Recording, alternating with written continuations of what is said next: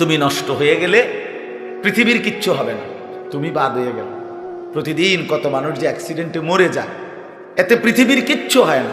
সূর্য ডুবেই যায়, চাঁদ উঠেই যায়, রাত শেষই হয়ে যায়, দিন শেষই হয়ে যায়, নাকি বলেন না ভাই? বলেন ছেলেরা, বলো ভাই,